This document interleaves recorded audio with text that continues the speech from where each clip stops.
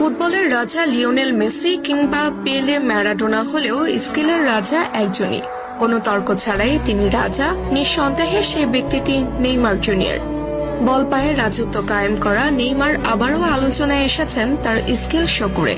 সান্তোসের হয়ে skill show করে আলোচনার কেন্দ্রবিন্দুতে পরিণত হয়েছেন নেইমার। সান্তোসের হয়ে মাঠে নেমে গোল পাওয়ার দিনে নেইমার অদ্ভুত এক স্কিল দেখিয়ে প্রতিপক্ষকে বোকা বানিয়ে বল নিয়ে ছুটে গেছেন Neymar the Santos junior.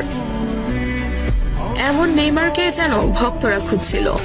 goal.com এর প্রকাশিত এক শর্ট ভিডিওতে দেখা যায় লং বল রিসিভ করে নেইমার লাফিয়ে উঠে প্রতিপক্ষের বাড়ানো বল নিজের বুকে নিয়ে গ্রাউন্ডে টাচ করিয়ে পায়ের কারুকাজে প্রতিপক্ষের প্লেয়ারের মাথার উপর দিয়ে বল ঘুরিয়ে নিয়ে আসেন নেইমার। তা দেখে অবাক বনে যান মাঠে উপস্থিতরত ব্যক্তিরা। একজন ফুটবলার কতটা পারদর্শী